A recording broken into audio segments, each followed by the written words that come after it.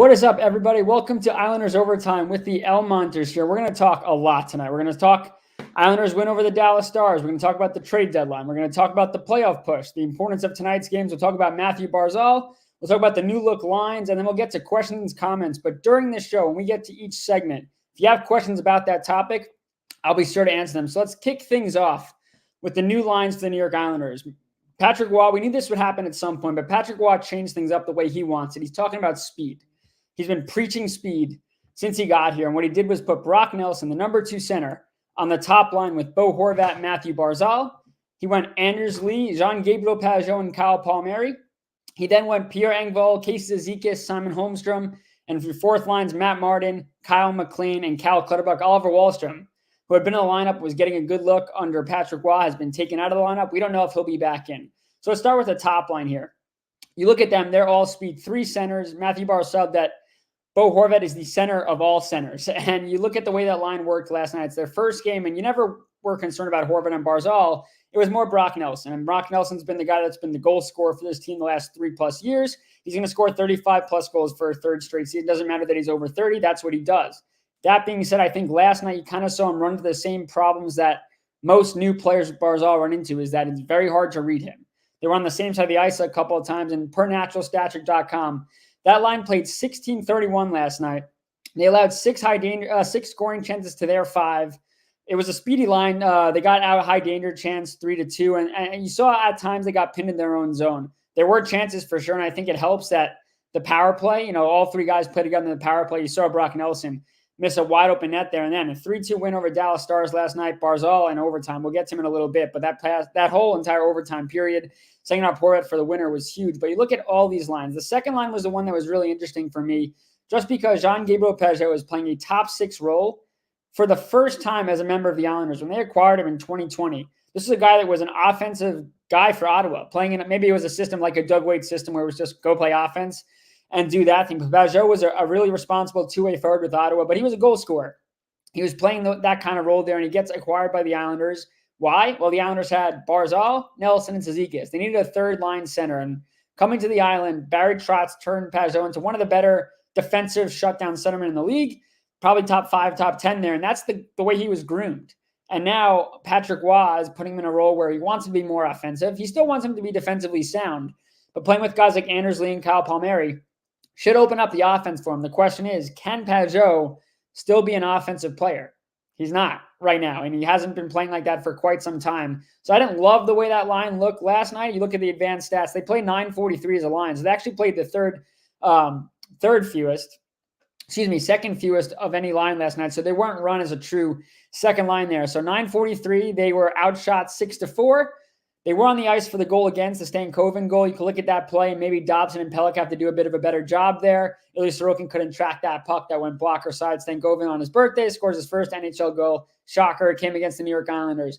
They did outchance their opponent 6-5 and 5-0 high danger chances. So there was some offense. Maybe it didn't seem like it, but I think that line has a lot to work on and what they're truly going to be. If Waugh is going to use that line as a more of a shutdown line, you'd be concerned there. Kyle Palmieri's been playing so well since Waugh's come over. He's really been probably you look at what Bo Horvat's done and what Matthew Barzal has done. He's probably third there, and just overall the progression and the play of Palmieri's probably puts him as the third best forward since Waugh's come here. And then you look at the third line, and what I really liked about this line is not only Pierre Engvall probably having one of his better games this season, but it allowed Zizekas to have a linemate with speed. If you think about Zizekas on the fourth line, now he's never been told, hey, go play offense. He has scored 20 goals before. That was obviously a 1 year for him there. But he is a guy that is going to dump and chase, because usually when he's going up on the ice, it's 1 against whatever, 2, 3. Cal Clutterbuck, Matt Martin haven't gone up the ice with him. That's why you see a lot of Zizekas' game as being a dump and chase game. But now having Pierre Engvall, someone that could skate and move up the ice, this should allow Zizekas to have running mates in the offensive zone. And then you look at Simon Holmstrom. They're on the ice for the goal that the Islanders scored, the Ryan Pulak goal. Holmstrom peels back. He does a little Barzal-esque move there. Being on the right side, by the way, for Holmstrom is what he should be. You saw earlier in the year where Barzal played on the left, where he's more comfortable. You had Horvat in the middle and Holmstrom on the right. Holmstrom being a natural left-hander, but natural right winger, allows him to do things like that. Whereas on the other side, he can't. He could peel back, sure, it's on his backhand, Probably not the better pass when it's on his backhand there, but I like that line as a whole. And again, they played the second most minutes last night. They were on the ice for the goal. 10:48. They were outshot 6-3. They did have more of the scoring chances, 1-0. They allowed 4 high danger chances to their 1. But again, you look at the play Engvall made, and they're not going to get credit for the McLean goal as a line because that was 2 lines. So natural stature doesn't take into consideration if it's half a line. So Engvall was out there longer. We know what Engvall did. He held onto the puck, shot the puck, which is important, and then got his own rebound. I mean, maybe in the past, Engvall doesn't go after that puck.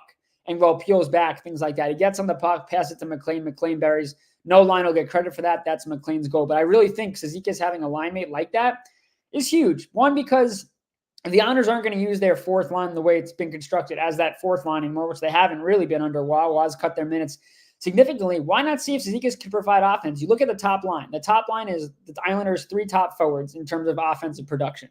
That means the rest of the lineup has to find a way to score. So if you're going to have Cizikas playing with Engvall and you're going to rely maybe on them to produce more offense, go for it. Why not?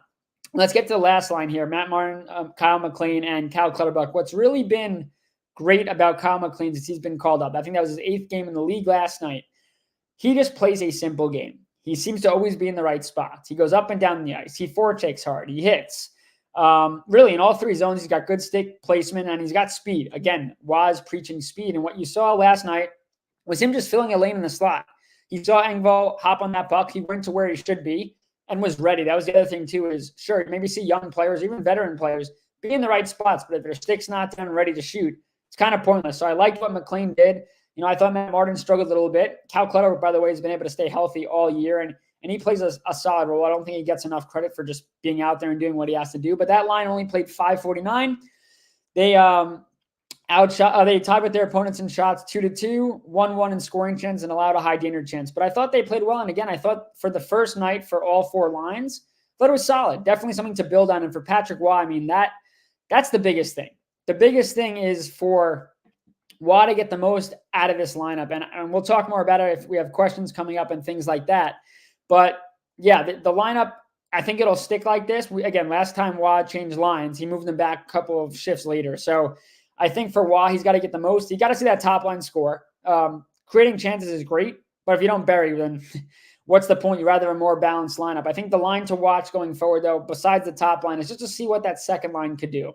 If it's going to be relied on as a second line. You know, Anders Lee's got to get going offensively. It's great that he's out there and he's crashing the net and winning battles, but they need him to start scoring. And again, you don't want to see Kyle Palmieri slow down. His growth this year, just in terms of being healthy on the ice, being in the Islander system, and the way he played with Nelson and Engvall was great, especially with Nelson. So you're separating him from Nelson, things like that. Now it's time to see Palmieri continue. Maybe he has to be the driver for that line.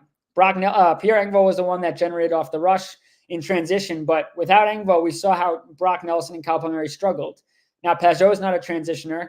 Probably more of a dump and chase for Anders Lee to get in there and win the puck battles and Pajot to play sound defense. But it'll be interesting.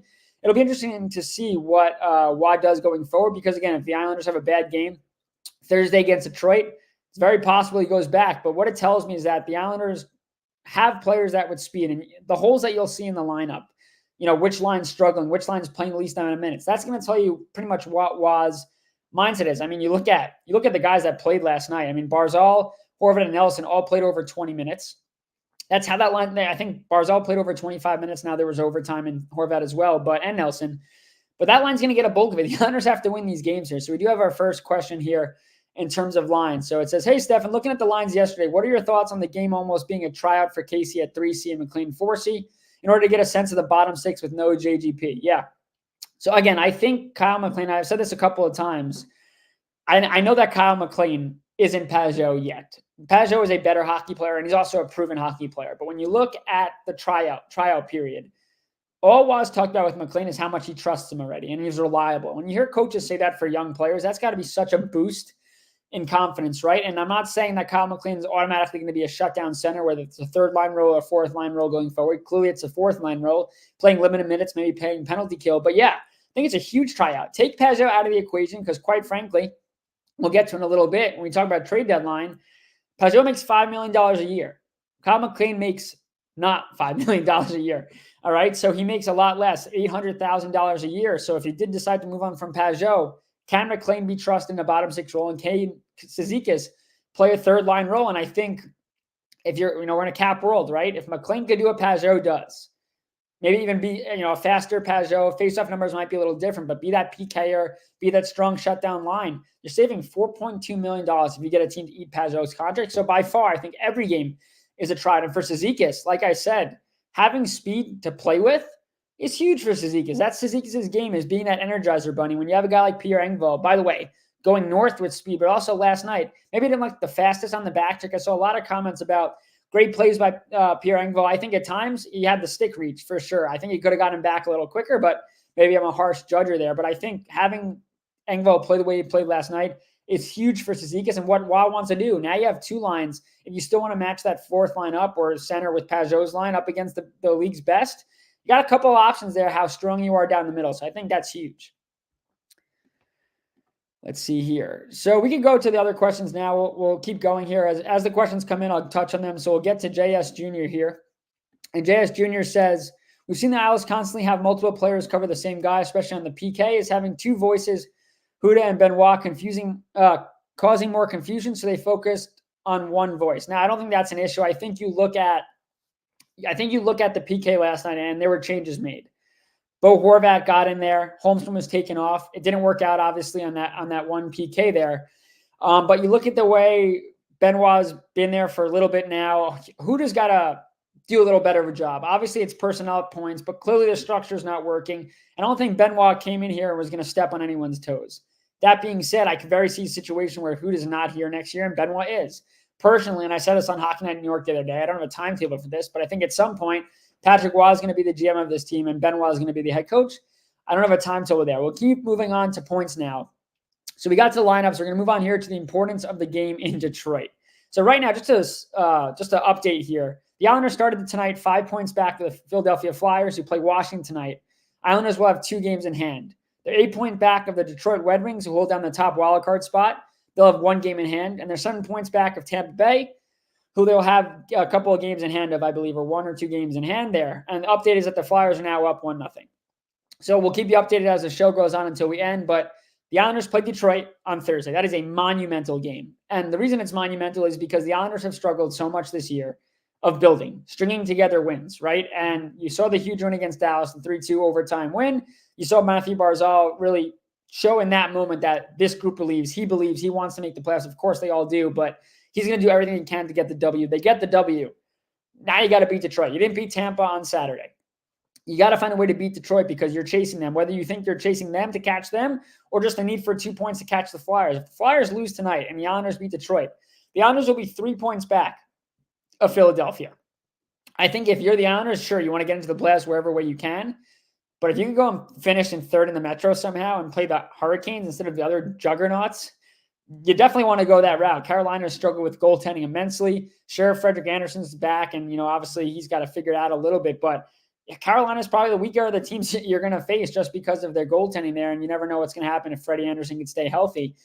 But yeah, the game Thursday is monumental, and we'll see if results go the Islanders' favor tonight. Obviously, like I just said, Flyers are already up 1-0. Doesn't help the Islanders, but again, the Islanders have to win. Anything can happen in front of them, great. Games in hand is always great, but if you can't win the games in hand, doesn't really matter. So let's move on unless we have some questions on this topic. All right, so I know we're going to have, let me see. Okay, so let's go to Wahlstrom quickly here before we transition to the trade deadline. Oliver Wahlstrom is out of the lineup, like I said. He's probably going to be a healthy scratch for the second straight game. I asked Patrick Waugh a couple of days ago when they changed the lines at Sunday's practice, and I said, hey, you and Lou said you're going to give Wahlstrom a good look. What did you see over that stretch of games? And he said the reason Wahlstrom's out of the lineup is not because of what he's doing. They need another center in, which is why Kyle McLean's in, which makes sense, right? Nelson going to the top line, you need a center. Wahlstrom can't play center. But he said, I do want to see more consistency. And I think we're coming to the end of the line with Oliver Wahlstrom here. We've talked numerous times about what went wrong under Trotz. Couldn't really understand the 200-foot game. Didn't really get the chance to play a top 6 role. Lambert comes in under Lambert's first year. Wahlstrom seems to be figuring out a little bit, then tears his ACL or has the ACL injury, misses the rest of the year, comes back this year, struggles to get his feet moving, find his game, doesn't get playing time. Waugh comes in, and Waugh plays him in a bottom 6 role. And again, Wahlstrom is not a bottom 6 player. They could try all they want to get him to play defensively sounded, things like that. If he's going to make it to the NHL level, he's a top 6 forward. he's not going to get a top 6 job here. So he's a pending RFA again. He signed a 1-year deal this past summer. He said he wanted a multi-year deal, but obviously he had no leverage. He did change agents, things like that. But I just don't see it working out here for him. I think whether he's moved to the deadline, just give him an opportunity too. I mean, sure, the Islanders can save a little bit of cap space and a roster spot, but if Wahlstrom's going to be an NHL player, it's as a top 6 role. I hinted, we'll move on to the trade deadline here, but I hinted maybe the Islanders will have interest in Anthony Duclair. Again, Islander fans want them to go for that big top 6 guy, that money-making guy like a Bo Horvat we saw last year, but the Islanders don't have the cap space. $135,000 in cap space right now. And Anthony Duclair makes $3 million. He's a pending UFA. He played for Patrick Roy 2 years when he was in juniors. So there's probably a relationship there. I'm not sure what the relationship is. Maybe we'll be able to find out before the deadline here, but Duclair brings speed. And I'm not saying he's the answer on the top line. What it would allow you to do, he could play both sides. What it would allow you to do is if Brock Nelson's not going to stay on that line, Duclair can play the right side, and Barzal, who feels more comfortable on the left, can play the left side. That's just a choice here. But we have to talk about another thing, too. It's all about the deadline, right? But the Islanders can activate Hudson Fasching tomorrow. So Hudson Fasching makes, let me just look, $775,000. The Islanders, again, have $135,000 in cap space. So they don't have to clear at least $600,000 in cap space to activate him, but I also need a roster spot. So here's the deal. What the Islanders can do is keep Fasching on LTIR. Right now he's in a conditioning stint in Bridgeport. He does have a goal in a couple of games. He scored a power play empty net goal. They don't ask how you score. It's just that you score in the book. It's a laser one-timer from the dot like Ovechkin. But if they want to keep Fasching on LTIR, they can. He's just eligible to be activated. The fact that he's playing, I'm not sure how it works with the league if you have to prove that he's still hurt. But if they want to activate him, someone's going to go on waivers. Now, if Scott Mayfield did not make the trip to Dallas, we don't believe he's going to be in Detroit. So in order to have him, they maybe can move him to LTIR, but if they move him to LTIR, he's got to miss 10 games and 24 days. So only missed a couple of games here. He'd be out quite some time. I'm not sure if it's a long-term injury or not. We're assuming he's still banged up. The ankle might still be sore from game 1 of the regular season. I know maybe it's hard for people to believe that, but I still think it's been ailing him all year, and it's been a reason why he struggled mightily. But they might have to put a player on waivers. Now, Lou is going to do everything he possibly can to not lose anybody. Now, we saw with Samuel Bolduc that Lou, again, he wasn't waiver exempt, but Lou said it was to build his confidence, get him playing. I'm not sure what he told the league because that reason obviously wouldn't suffice, or every team in the NHL would just say, oh, now he's got to go down and build confidence. But Bolduc is still counting against the cap and a roster spot. So they can't say, oh, we're going to just put Wahlstrom on a conditioning stint. He's still going to count, so they can't activate Fasching. So is there a chance that Wahlstrom's on waivers or was put on waivers today at 2 o'clock and we just don't know yet? Possible. Was Sebastian Aho put on waivers and we don't know it? Possible. Is Mayfield ready to go and is going to meet the team in Detroit? Is Wahlstrom being dealt tomorrow? What's happening there? So I would definitely keep an eye on the Islanders. They will skate tomorrow morning in Detroit ahead of the game. It's practice tomorrow. So they will be able to waive a player if they need to, 2 o'clock tomorrow, and he'll clear 24 hours if he clears. If he gets claimed before then, great. To open up a roster spot before their game on Thursday. But we don't know. Again, that's if they want to activate Fasching. They don't have to. If they don't activate Fasching, sure, they have more time, but this is still coming in at the end of the day. They're going to have to make a decision on what they want to do there. We're getting some questions there. Okay, who have you heard the Islanders being linked to? Now, in terms of names, you're not going to hear much out of Lou Lamoriello's camp. We do know that the belief is that Lou is going to buy. And I don't think, fans can give their opinions on, well, they shouldn't do that, things like that. Well, the only opinion that matters is Lou's. And Lou, if the Islanders are close, is going to buy. I don't think he's going, but to me, and I wrote a story on this for the Hockey News, with no cap space, either the Islanders are going to have to package players and do a swap because of contract issues, or they're going to have to sell first. Maybe a guy like a Pajot. Excuse me. I don't think Brock Nelson is going to be sold. This has been a conversation for probably 2 weeks now. This is my opinion. We can go back and forth on it, but if you trade Brock Nelson, you are making other trades after that, and you are going to clean house. People that are saying that if you trade Nelson doesn't mean you have to go into a complete retool. It does, because sure, let's say you trade Nelson for a couple of picks and prospects. Those picks and prospects aren't helping you win now. And the Islanders are, whether you believe it or not, the Islanders are trying to win now. Picks and prospects maybe will help long-term for this Islanders team, but you're not bringing back the talent that's going to replace a 35 goal scorer. And right now, the Islanders don't have depth goal scoring, and their defense has been shaky, and their penalty kill has been shaky. So if they're going to make the playoffs now, they're going to need offense. And Lou is in win now mode. He's winning now and in the future. With the Bo Horvat move last year, it was the same thing. If the Islanders had missed the playoffs last year, he still was getting Horvat anyway and sign him long term because it was about winning now and winning year after, like making the playoffs last year and having a player for next year. He's going to do the same thing this year. He doesn't do rentals. Now, what is the priority here? It's changed. For me, it's been defense to lock up a guy to play alongside Scott Mayfield long term, where your defense is pretty much locked in long term. Everybody. Mike Riley, again, could be your seventh guy, 1 year, $1 million, 2 years, $2 million, around there. Could he be a staple in your lineup and you save money that way? Sure. I don't think he's a long-term commitment. There's a reason why he's bounced around, but he's been really good in this system. And I think Wild likes how mobile he is. So maybe you save money, you don't go Riley. Okay. Now is maybe a depth winger. Julian Gauthier is still in the minors because they can't afford to bring him up. Oliver Wahlstrom's not the answer there. If the Islanders change their lines and go back to Nelson being the second-line center, Pajot being the third-line center, and Zikas being the fourth-line center, do you go get a third-line center, a depth forward on a cheap deal, maybe 1 or 2 year guy that's already under contract? Who knows there? But now with Brock Nelson as your top-line left winger, I said it before, you're probably looking for a 2C. Again, you can save money by moving Pajot. He's got a modified no trade clause, makes $5 million a year. You might have to eat money, retain at least 25 to 50%, depending where he's going. Sure. Do playoff teams have the money to bring him in? Maybe not, but that's why you retain. And maybe you don't call, you ask for more back if you're going to retain more, because Pajot is a playoff caliber player. Him, Cizikas, throw Clutterbuck in there. You could even throw Martin in there if someone's looking for, I doubt it. I think Lou's going to go to Clutterbuck and Martin and say, hey, if you want to go chase a cup, if this is your guys' last year or whatever, I'll trade you the same way he did it with Zdeno Chara and Andy Green. But I don't think they'll say they want to go. I think they'll say, Lou, you do what, what's best, but I think they want to stay here. But everything's changed now. Pajot doesn't provide the offense to be a 2C. He's a great shutdown centerman, but he didn't provide the offense they once thought they were going to get from him, and that's to his fault and also to the organization's. The way they grew him to play pretty much eliminated him being that offensive player. If you go and upgrade and get a 2C that could score goals, I threw it out here this morning. The Islanders had scouts at the Ottawa-Washington game last night, and I know it is going to be very tough, if damn near impossible, for the Islanders to get Franklin Square and Shane Pinto. He signed a very cheap deal to come back from his 41-game suspension. He's the future of the Ottawa Senators, and the only way they would actually move him is if he didn't want to be there. But, does he want to be there? Does anyone really want to be in Ottawa long-term?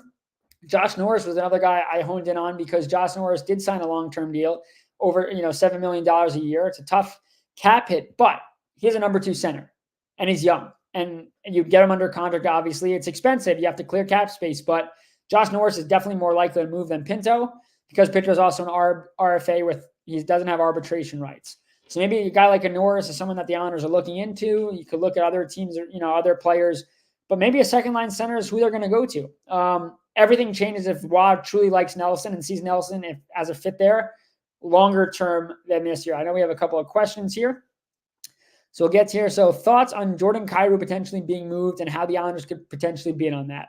So I did see the story today. I'm just going to look up Jordan Kyrou's cap hit here.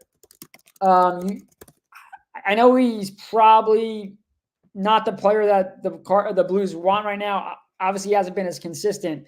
He makes $8.125 million a year through 2030, 2031. It's a lot of money, but he's a very good player. And like I said before, with Duclair, obviously, you can move Barzal to the left and play Jordan Kyrou. You have a top line of Barzal, Horvat, and Kyrou. That's great, but the Blues are going to want a lot back for this kid. I mean, he's pretty young, right? He's 25 years old. He scores. He's fast. Again, something that Waugh wants. I think it'd be really tough. Again, it depends what the Blues are looking for.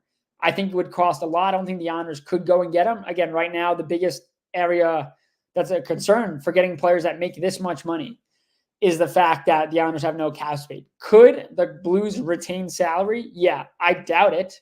I think there will be teams that will try to get him and don't even want to worry about it because they're getting a really talented player. So I would probably say the Islanders don't have a shot. Then again, did anyone think the Islanders would outbid anyone for Bo Horvat? Even if Bo Horvat's not the elite superstar, maybe Islander fans thought or anyone really thought because he's having a career year. But again, Lou gives up the top prospect in the Islander system, which has turned out to not really be much of a prospect as of yet. He's Tamaratu Ratu's playing in the minors as a bottom 6 forward for them. But Villiers was just a throw him in there to clear cap and create a roster spot. He's since been traded to Chicago, hasn't done much there. And the conditional first-round pick is really the moneymaker for Vancouver because Vancouver flipped it to Detroit for Philip Hronek, and Hronek's a great defender on their top defense pairing, and the Canucks are having a fantastic season. So who knows? I wouldn't rule anything off the table for Lou. That being said, I think Kyrou would be a really tough ad, but it's probably a dream ad. I mean, again, you look at that top line of Barzal, Horvat, and Kyrou. It's pretty dangerous. It's pretty dangerous. Moving on here, Bjugstad and Zucker for Aho, Pajot, and a second. Again, Bjugstad, big body guy, could play on the penalty kill, has played on the power play before as a net front guy. And Zucker, grinding forward. We saw him in Pittsburgh. He's a strong player, penalty killer as well. Sure, depth adds, and you move on and you trade Aho, Pajot, in a second. Yeah, I mean, Arizona is one of those teams that could take on Cap. That's certainly a team that could do it. And the question is, would they do it? I think they would. I mean, you look at, does that fill the Islanders' needs going forward? It definitely adds veteran depth. And I think that's great. And Zucker can move out there. It's interesting. It's a really good, Domino's Puck said that there. It's a pretty interesting move there. I think for sure, if you're trying to clear even a little bit of cap space and you have Samuel Bolduc, Mike Riley is just a faster, stronger Sebastian Aho. So Aho has become, he's not a need. Did he play well last night? Sure. Definitely did play well last night, in my opinion. He's a good fill-in for Mayfield, but Bolduc is either the 7th defenseman or going to be the 6th defenseman next year. So you can move Aho as well, and clearing Pajot's contract is pretty important there.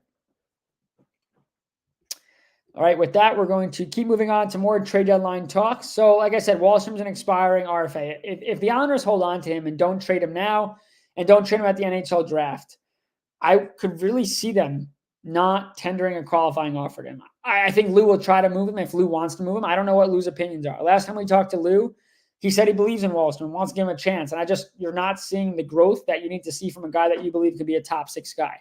So it'll be interesting to see what the Islanders do, but the deadline's on March 8th. There's a lot of time left. The Islanders could be 15 points out of a playoff spot. The Islanders could be 3 points in of a playoff spot. The Islanders will be going out west that day. So March 8th, the next day, they'll have a practice day in San Jose, and then practice day in California. They'll play the Ducks, I think, a day after that. I think it's the 10th. So, yeah, it'll be interesting to see. I'll be on that trip. I won't be in San Jose, but I will be in Anaheim, LA, and then they play Buffalo after that. But move on here. So we'll go over now to Matthew Barzal, and then we'll go to answer any questions anyone might have. So Matthew Barzal last night, I just want to talk about his overtime shift because it might have been one of the better shifts you'll see or you have seen from Matthew Barzal in his entire NHL career. Not because of the talent, not because of the peel back and the ability to create time and space. It was the will to win. So they start the overtime period, and you saw the play where Barzal gets on a 2-on-1 with Dobson and tries to feed Dobson, pass and intercepted. Instead of peeling back, which you see in overtime a lot, where you lose the puck, you got to get back, and you got to set up and regroup for the push from the other team, right? Barzal stays on the puck. Not only does he strip the guy, he goes by the net, wins the puck battle, holds on to the puck, does his thing, and sets up Bo Horvat. And after the game, what was more impressive was just him talking about, he's complimenting his teammates, things like that. He's talking about how much a desire to make the play and to win the game. And for Matthew Barzal, there's the talk. Is he a star in this league? Is he a superstar? Is he elite? Obviously, Islander fans know, they watch him all the time. The guy's an elite player. He's got one of the best edges in the league, one of the best playmaking in the league. He has a shot this year, which changes everything in terms of where his stardom lies. But what he did last night to get the Islanders 2 points was absolutely monumental. And it could be the turning point. Again, we say this all the time with every big win the Islanders get, but it could be. Islanders beat Detroit and go on a little run here. You look back at that overtime and the play of Matthew Barzal as what really turned the season around for the Islanders. Again, they could lose Detroit tomorrow, and that 2 points didn't matter much, but it was the will. And what that showed Lou, at least for one guy, that there's one guy grinding his you-know-what to get the Islanders into the playoffs and to get Lou to be a buyer. We already think Lou's buying. How far he's willing to go ultimately depends on where the Islanders are. But when Barzal does that and Lou's watching that, and sees, wow, my best player who signed, he's in the first year of an 8-year extension, put on a shift like that to win us a game. You want to reward guys like that. I'm not saying Lou should go out there and go and try to give it all for Connor McDavid and a player like a ridiculous player, right? For one play in one game that got them 2 points that might not even matter. But when you see efforts like that, I mean, that's a very good Dallas Stars team. Maybe they didn't play their best hockey. I think you could argue that they definitely didn't play their best hockey, but that was some game from the Islanders. That was some game. And again, you have to find a way to build on it. But if I'm Lou and I see Barzal do that, you're face of the franchise in a big moment coming through. You got to hope, hey, hopefully your teammates and you guys keep this going, because the last thing Lou wants to do is sell. Lou's a loyal guy. Lou knows these guys like the back of his hand. He's been here for a while now. No one likes trading. It's a business at the end of the day, but we've seen how the Islanders operate. There's emotion behind the deals. You don't want to move on from players. But Matthew Barzal has 16 points, 5 goals, and 11 assists over his last 14 games. He's 5 goals shy of his career high, 22, which he scored during his Calder-winning season. He's got 17 goals, 44 assists, on pace for 86 points. He had 85 his rookie year. He's going to have a career year probably. So I think for Barzal, this whole, for me, over the last handful of years outside of his Calder-winning year, Barzal was the Backstrom and was missing the Ovechkin. Now, again, not saying that Horvat is now with the Ovechkin, not saying that Barzal is the same player as Backstrom, but he needed a finisher. I think we could all agree he needed a finisher. He was the playmaker, needed a finisher. They bring Bo Horvat in, and you could say Backstrom, the Barzal was the playmaker to feed Horvat. That was the goal. And then you saw early on in training camp and preseason that it was the other way around. Horvat feeding Barzal. And Barzal, not only has Horvat helped Barzal, obviously, with allowing him more time and space to shoot, but Barzal's taking it upon himself to shoot more. Now, statistically, he's going to shatter his career high in shots on goal. Absolutely shatter it. He's playing more in the offensive zone. He has teammates that can control the offensive zone a little bit more. He's getting more looks on the power play in a one-time spot. Power play has been a lot better. So for Matthew Barzal, this has been a fantastic, it's a year you had to see from him. And again, it helps when you have running mates, and now you have Brock Nelson there. But Bo Horvat, being the Bo Horvat the Islanders thought they were getting, they never thought he was going to be a 55, 60 goal scorer when they acquired him. That was, if you were thinking that, you were getting a little misled with what he did in Vancouver. But a 30-30 guy, right? That's a 30-30 guy who wins his faceoff, plays strong in the penalty kill, and plays strong in the power play, plays a two-way game, defensive guy. That's what you're hoping for. And so far this year, Bo Horvat's been exactly what the Islanders have asked for. But Barzal has been the key to everything. And Barzal is the key to everything. Now, he can't carry the entire offense. That whole line can't carry the entire offense. But with what was seen from Barzal and how they've really gelled, I mean, the first day I walked into the room, I think it was the first practice, second practice, I went up to Barzal and said, so what is it like? And he goes, dude, it's Patrick Waugh. I mean, Barzal sees Waugh being the Hall of Fame, one of the best ever at his position, but also he sees how much Waugh understands hockey. I asked Barzal, I did a story in the Hockey News about Barzal a year after moving to the wing and what he's learned and what he's worked on and things like that, how it's different, how comfortable he feels. And then I ended it with saying, asking him, well, do you pick Waugh's brain? Like, can Waugh help you? And he goes, Waugh is giving me tips all the time about being a winger. And what's more mind-boggling, not that Barzal's asking that or Barzal's comfortable, is that Waugh truly understands the game. As a goalie, you watch the game from a completely different angle and you see the systems develop and you see where guys are on the ice. And no question about it, has that helped Patrick Waugh become the coach he is. He has a great understanding for the game. Sure, he's a goalie, but you're seeing out there on the ice skating and every drill where he's stopping and positioning. I mean, this guy is a student of the game and understands that he's helping Barzal, whether he was a goalie or not. He understands exactly where he wants his players to be. He's watched enough film. He's coached enough young players. He understands that. He understands also that Barzal is going through a transition. But the fact that Barzal has been willing to learn and listen and work so hard on the switch, Waugh's going to play him as much as possible. We saw last night, 25 minutes. I mean, that's crazy for a forward. But you see the best forwards in the league playing with the Islanders needing points. Playing your top six or your top line every other shift in a game where you need a goal, that's going to happen. And Barzal is certainly leading the charge towards the playoffs. Again, it's going to be tough. It's going to especially be tough if Barzal and his line are the only ones carrying the offense. What we saw last night, right? I think we should touch on Ryan Pulock here and we'll get to some more questions. But you look at the scoring last night. Sure, Horvat gets the game winner. You had defense scoring in Ryan Pulock. You had McLean scoring as your fourth line center. With the Islanders stacking their top line, getting production from your defense is huge. You saw Adam Pelech the other day score the overtime winner. You saw Ryan Pulock, who, by the way, is on pace for about 9.6 goals this year, which would be second highest in his career. He had 10 twice, and then he fell off. Pulock is also on pace for a career low in missed shots on net per game at 0.6. So I did a story today on the Hockey News. I'll tease it here. I spoke to him, and I said, since you've come back from the injury, and even just this year in general, you're not missing the net as much. What's led to your turnaround? Believe it or not, and you can call this an excuse. I don't think it's an excuse. He talked to me for about 10 minutes about it. Is Pulock said he struggled so much throughout the years and due to inconsistencies in finding the right stick to use. He said, sticks are getting lighter and obviously the flex and everything's changing. And he goes, I need a stiff stick. And I'm using an older Bauer. He doesn't even know. I asked him what Bauer model he was using. And he said, I have no idea. He just knows that it's a couple-year-old model or a couple models old. But he said he finally feels comfortable with the stick he's using. And you see it again. He's not missing the net, whether he's shooting for the rebound or letting the slap shot go. I mean, the wrist shot last night, but you could see it. He's more comfortable shooting. He's getting pucks on goal. I also thought his steps last night were huge. Important steps in the right times in the blue line, in the neutral zone, things like that. So Pulak's key as well. If you're not going to get offense from maybe your bottom six or your bottom nine in general, again, McLean scores the goal. Pulak scoring is huge for this team, or just generating offensive chances. Again, he's got such a hard shot that if he hits the net, it's more than likely, especially if it's low, there will be a rebound. Now it's up to the Islanders to crash the rebound and score. But Pulak's so key to what the Islanders want to do moving forward because he was signed, obviously, to be an offensive defenseman. He kind of turned into a shutdown defender, which is great. Islanders need that. But again, if you need offense and you can rely on Pulak, just hit the net a lot more.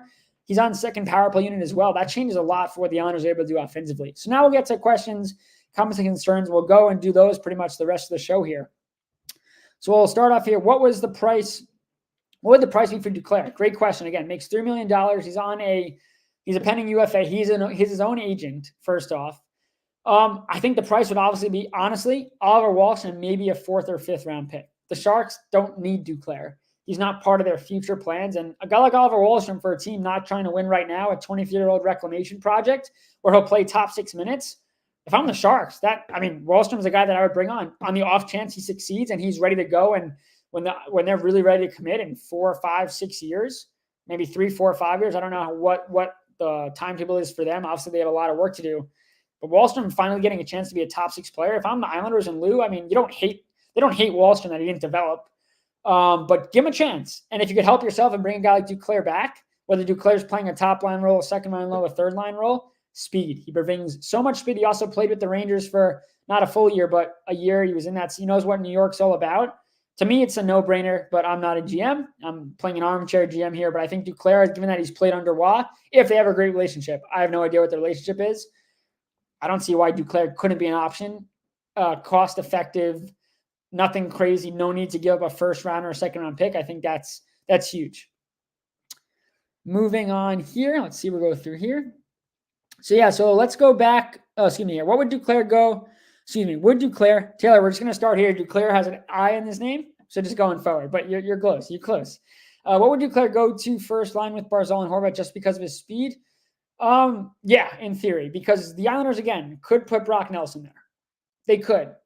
We saw Piangval, who's not a top-line player, get a chance with Barzal and Horvat just because of his speed. So, yeah, I wouldn't be shocked if a guy like Duclair came here, and let's say the Islanders weren't in love with Nelson being there. Duclair could play there. It's not saying Duclair is the fit there. Detroit's up 2-0, by the way, not helping the Islanders at all. Sure, DC is a team that the Islanders, in theory, are also fighting with. But, yeah, Detroit being up 2-0 isn't helping the Islanders' case. I would definitely pay more attention to the Flyers. I think the Flyers and catching them is probably more likely. Excuse me. Sorry, that was my ADHD kicking in. But, yeah, if Duclair doesn't work on the top line or if that's not the plan and he's your third-line winger, again, I still think if Wahlstrom is not going to be part of the future and he's a pending RFA, that you're probably not going to bring back. And you could bring back a player that could help you short-term. Maybe it's you bring him in and you sign him to a 2-year deal. Or I don't think Lou does rentals, but maybe a 2-year deal at $2 to $3 million a year annually. He's making $3 million this year, I believe. So I don't see why not you wouldn't do that. Again, still have to clear cap space, but the Islanders are going to have to clear cap space if they want to bring in a guy anyway. Moving on here. Oh, so Taylor, yeah, 2 to 3 year extension, 2 to 3 for me was the thing here. All right, let's move on here to, I'm going to go to Steven Bushutsky. And he said, hey, Stefen, not sure if you saw, but Isles are scouting Ottawa once again tonight. I really wonder if something may potentially be there at this point. It's possible. Now, I picked 3 names to watch. I picked Shane Pinto, which is, again, really tough ad, but he's from Franklin Square. I did talk with someone earlier in the year about how happy Pinto was there, and he kind of said he didn't know if Pinto was willing to sign there long-term. Jacob Chikrin's another guy. I'm not sure if he is there long-term, but does he want to be there? Right now, he's playing bottom-pairing minutes. He's not a bottom-pairing defenseman. To me, he's a dream ad because, again, I said it before, I'll repeat myself, but Pelican Pulak locked in through 28, 29. Noah Dobson's getting an 8 by whatever he wants. Romanov will probably get a long-term deal. Excuse me. Scott Mayfield is here for another 6 years if the Islanders don't move him. So getting a left side defenseman, two-way defenseman that could bring offense, that could be here long-term, Chychrun to me would be a great ad. The Islanders were interested in Chychrun last year, but Arizona, and I thought they could have offered more than what Arizona got from Ottawa. That being said, I don't know what Ottawa's plans are. I mean, they thought they were making the playoffs this year. Now, they probably believe Chychrun's part of their future because he signed long-term there, but maybe they move him. Who knows? So for me, I think Chychrun's the ad. Again, Norris, he's making 7 or a little more than 7 there. So you look at it, and Norris could be a guy. I don't know if the Senators want to move on from Pinto. I don't think they want to. I mean, the guy's on an absolute tear since coming back from his 41-game suspension. He is an RFA. He doesn't have arbitration rights, so he has no choice. The only way that he would get moved is if he said, "I'm not resign. Like, I don't want to resign. I don't want to be here." It makes life and kind of forces his way out. Now, are the Islanders a team that would be interested? They should. Again, if you're moving Nelson and you need a number 2C and you find a way to have the assets that Ottawa wants, I mean, yeah, you make it happen. To get a 2C here in Pinto, a young kid who's thriving right now in offense, he's clearly showing that he's a player for sure. We know earlier in the year, DeBrincat rumored that the Islanders had offered Pajot Wallstrom, and those were just 2 pieces. DeBrincat forces his way to Detroit, his home team. With Detroit, he had, I think, 7 goals in his first 9 games and really fell off. But Detroit's playing well. DeBrincat's part of that. It'll cost, I think, maybe it starts with Pajot and Wallstrom again to Ottawa. Maybe Ottawa still has – I don't know if Ottawa ever had the interest. Per sources, that was what was offered. So, again, we'd have to see if that's something that Ottawa was interested in. They went with a different route because DeBrincat kind of forced their hand. But, yeah, I mean, could it be Tarasenko? I mean, let's look up the Ottawa Senators roster right now. I mean, there's a ton of players that you could look at. Excuse me 1 second here. That you could look at, and then the Islanders would say, you know what? Sure. Now, again, it ultimately depends what the Islanders are looking for. But if you look at the roster, give me 1 second here. You look at the roster. Jake Batherson could be another guy. He's having an all right year. All right. I mean, he's having a great year. 19 goals, 24 assists, 43 points in 56 games. You're looking at a guy like, depth guys. Dominic Kubalik could be a depth guy. I don't think Tim Stutz was going anywhere. Like I said, Vladimir Tarasenko, the Islanders have showed interest in the past. Before his shoulder injury, after his shoulder injury, the Islanders never landed him. He's got 15 goals and 23 assists in 54 games. In terms of defenders, Eric Branson was a guy that I had on my list early on in the season. I think he's a 26-year-old left side defenseman. He isn't much of an upgrade, I don't think, over Aho. I just think he provides a little more. They have Riley there, so maybe it's not a need. It's not going to happen, but Thomas Chabot there, he really fell off. I mean, they killed him in minutes. They were playing him like 40 minutes a game, and I think they just burned him out. So there are options. Certainly options. Ottawa tonight, let me see who they're playing here, because I know Washington played last night. The only 2 players on Washington that I think the Islanders would have interest in, they're playing the Nashville Predators tonight. Again, Nashville, the whole Barry Trotz thing, are there players there that maybe Lou and Barry try to connect with? Possibly I'll get to their roster in a second here. But you look at Washington. Max Pacioretty, maybe, but I doubt it. Anthony Mantha, don't love his game. Could he help and maybe refine a scoring touch? Sure. I don't like the deal when it happened. It didn't work for both sides when they made that deal. The whole Verona thing wasn't great at all. I'm looking at Nashville's roster right now because I was looking at it earlier today. And I was like, oh, okay, those players could be, fits there. Let me see. I'm just going back because jogging memory a little bit here. Give me 1 second. Yeah, so Barry Trotz actually spoke today. And one player that I like a lot is Tommy Novak.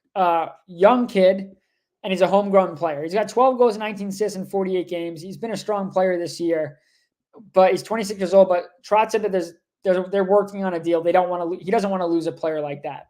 Another player that Barry Trotz spoke at was on the back end, and Alexander Carrier. He said a deal is also a framework there. They're going to try to work on the term. If they can't find the term, they'll move on from him. He is a right side defenseman, 4 goals, 13 assists in 54 games. I don't really think the Islanders have a need there for a right side defenseman. They do have Bortuzzo whenever he's activated.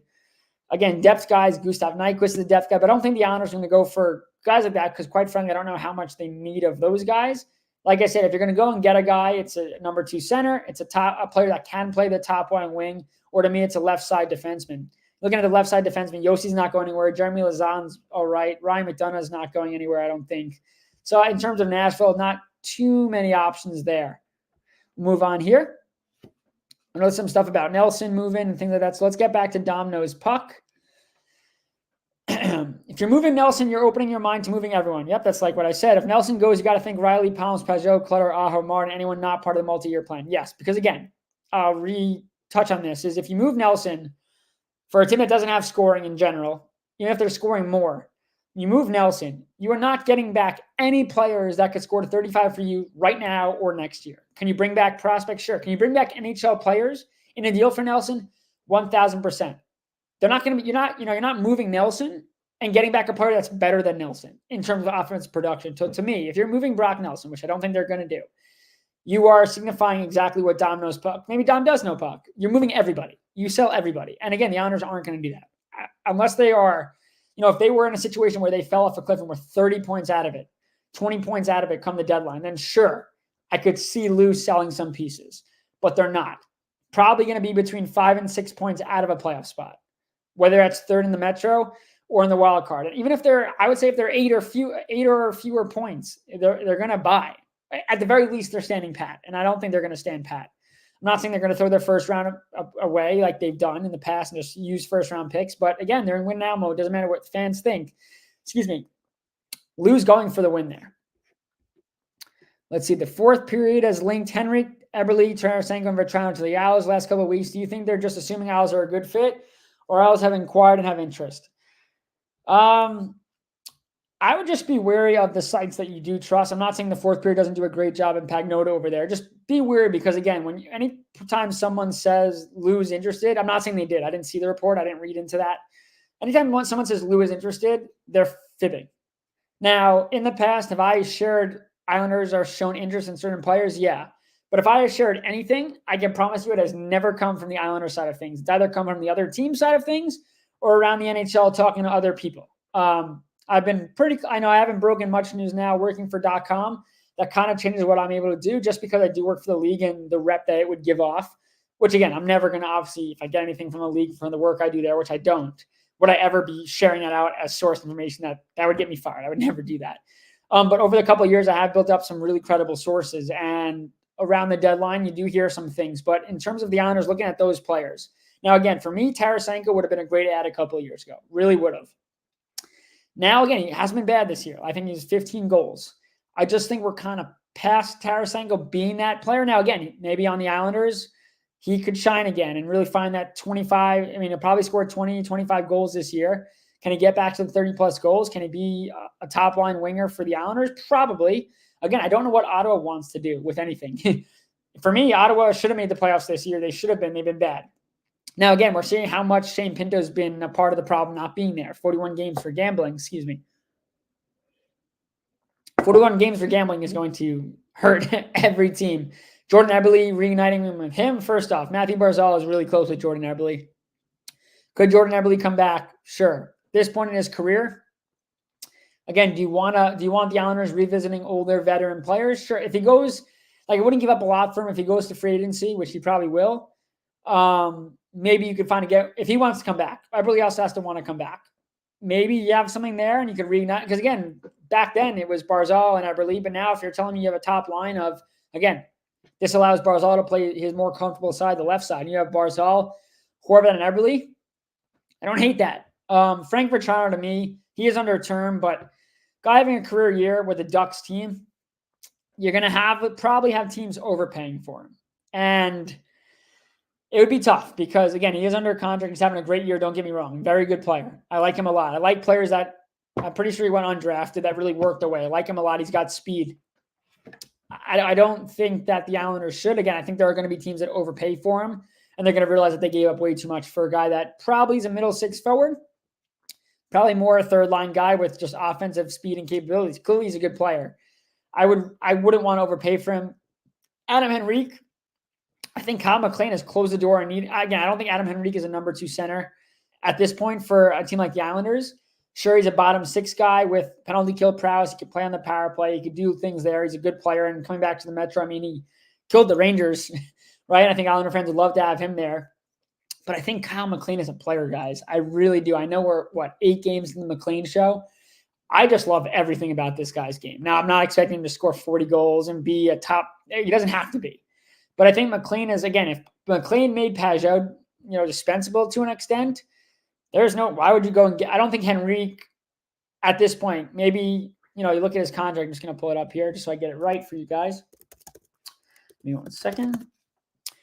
Adam Henrique makes $5.825 million. So if you're trading Pajot, bringing a guy like Henrique, you're actually spending more on a guy like Henrique, and probably Pajot and Henrique at this point. Maybe Henrique has more offensive capabilities, but I wouldn't do that. Then again, I'm not a GM, but I think more so Eberle and Tarasenko are better fits for this team. I do like the idea of Eberle, and I do like the idea of Tarasenko, as long as you're not overpaying for Eberle, whether it's in a trade or in free agency. The same thing for Tarasenko. Like, you don't want to overpay for these guys because the Islanders don't have the picks and the prospects that other teams may have to compete. And if you get into a bidding war, you might get not fleeced, but you might clear your shelves, which are already barren, right? So we did touch on Jordan Kyrou again. Guy makes a lot of money. He is young. He is fast. I just don't see the Islanders having the assets to get him. Like I said, I don't think the Islanders had the assets to go get Bo Horvat and pretty much outbid other teams. And I don't know how many teams actually bid on Horvat. Lou clearly felt that it was smart enough to do it before the deadline. I think he threw a lot of people off guard that he was just ready to get that deal done. We'll move on here. Let's see. Do you expect big moves this offseason? Well, last offseason, they trade Josh Bailey, clear him off the books. And I think for the Islanders, again, cap is going up. Islanders cannot do a damn thing unless they create cap space. Now, again, they do have contracts coming off the books. You have Matt Martin's contract coming off the books. You have Cal Clutterbuck's contract coming off the books. You have Sebastian Aho's contracts coming off the books. You have, I believe they have a Group 6 free UFA coming out. Give me 1 second. Let's see. Maybe not. Yeah, I mean, you have guys coming off the books that you're probably not bringing back. Now, could I see Cal Clutterbuck maybe coming back? Could I see Martin maybe coming back? Sure. Definitely would be league and minimum type deals. You have Oliver Wahlstrom as a pending RFA. But outside that, I mean, the Islanders, the offseason probably won't be – you will know what the Islanders' mindset is if at the NHL draft they make a couple of trades. Like, for example, if Kyle Palmieri gets traded at the NHL draft, they're clearing cap space for potential to do big things. They're not just going to move Palmieri and say, oh, we're just going to move him. We're not going to be active at free agency. No, they're going to move guys so they can be active. I don't think Anders Lee gets – I know someone asked me this yesterday about Anders Lee being bought out. If you do an Anders Lee buyout, it's probably not worth it. We could do a game right now, and I'll show you exactly what happens if they buy him out. If the Islanders buy him out, he's got 2 years left. The buyout length would be 4 years, and you'd be saving about $3.45 annually per year. That's just how it breaks down, but it's a 2/3 ratio.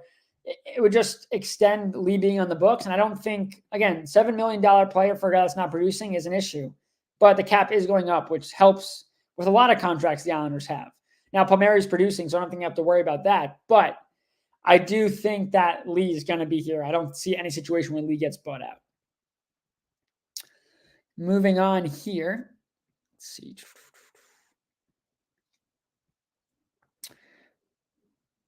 see.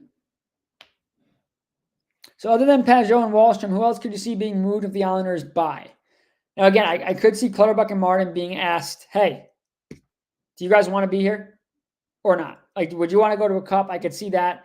Again, I could see, I don't think it would do much, but I could see a guy like Sebastian Aho just get moved and just clear a roster spot. I could see that. Now, Samuel Bolduc's a very interesting player.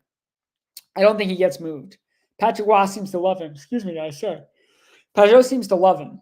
But at what point is, like, if they bring Riley back and Riley's your 6th forward, does it make sense to just keep Bolduc, a former 2nd-round pick, just sitting for another year? Sure, he's young, 23, but does he have value? Can the Islanders upgrade and trade Bolduc and a pick to upgrade that defense, or upgrade and get a forward? Or can he be a piece that goes to Ottawa for a forward, like in a part of a deal? Again, hypothetically, for a Pinto, for Norris, for a Tarasenko. Can that be possible? Sure can. One dark horse trade, which I completely doubt it. Could Adam Pelech be involved in a trade? Doubt it. I'm just saying. With injuries that he's had over the last couple of years that are, again, not his fault. They're freak injuries. But do you wonder how he'll develop? Again, Ryan Pulock has turned into a shutdown defenseman. I know it's hard. Right side defensemen are obviously hard to get. Left side shutdown guys, and Pelech's been great for the Islanders, and he is fantastic, whether you think he struggled this year or not, which he has. I don't think the Islanders are going to move on from him, but that would be more of a Wow. Adam Pellick? I mean, it's certainly, excuse me, geez, keep yawning. It's a long day. Certainly is possible.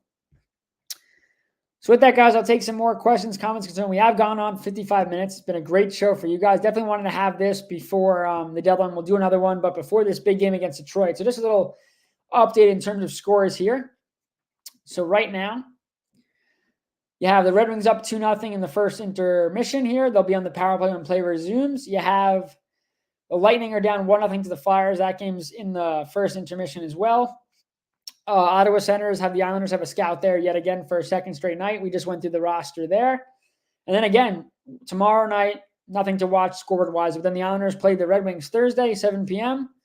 Other notable games that night, the Lightning play the Sabres. And let's see. And Penguins play the Kraken, but the Penguins are, they are behind the Islanders. There's a lot of teams in the mix. But I think we're going to wrap this one up. This has been a real fun show. If I didn't get to your questions or comments, definitely feel free to DM me. You can comment below on the YouTube channel. Also, please subscribe. We're going to do a lot of these things just YouTube-based. Usually I do the Twitter space with the YouTube. We're really trying to build this up. I think the video element is great. I love hearing your guys' voices. That's not going to change for post-game shows, things like that. When we do some special shows like this in the future, I said the Elmonters, we're going to do a lot with Elmonters, whether it's former Islanders, current Islanders, whether it's NHL analysts or former NHL players or players from around the league. Maybe GMs at times, agents, things like that. We're going to take you to UBS Arena and show you how ice is made, what's going on in the development across the way. A lot we're going to do with the Elmonters that is in the works right now. So please like and subscribe to our YouTube channel. In the articles, we also have a way for you to sign up to our Substack, where you get the latest also in terms of the hockey news, checking that stuff out. I do write a lot every day, and I really don't write any, I write a lot because I have the time to do it, and it's part of the job. But I'm never going to write clickbait stories just to get you to click, because I think that's just pointless for everybody and a waste of time for everybody. I don't get paid per clicks, So the stories today, we had Brendan Yerkes write about Matthew Barzal continuing to lead the Islanders to postseason hope. Again, how hot he's been, 16 points in his last 14 games. My one-on-one with Ryan Pulak about pretty much his inconsistencies with hitting the net have been all about his stick. And he's finally figured out a stick that he likes. He's using a Bauer. That's a couple years old. You could check that one out. I did a rundown of potential players the Islanders could be interested on the Senator side of things. Again, scouting them for a second straight night. Update in Bridgeport, quick update there is Jacob Renner, who we talked about in the Mounted deal before, suspended 2 games. He cross-checked Cole Bardreau in the face Sunday. Inexcusable play, gets 2 games for that. Talk about the win over the Stars and what it means for the playoff picture. Jean-Gabriel Pageau being in a top 6 role the first time in his career as an Islander. So there's a lot to dive into on the website. Definitely check it out. But I appreciate you guys tuning in tonight. Remember, please like and subscribe. This has been the Elmonters Islanders Overtime on our YouTube channel, Islanders Detroit. Tomorrow night in Detroit, huge game for the playoff picture. Thanks so much for tuning in. We'll talk to you guys next time.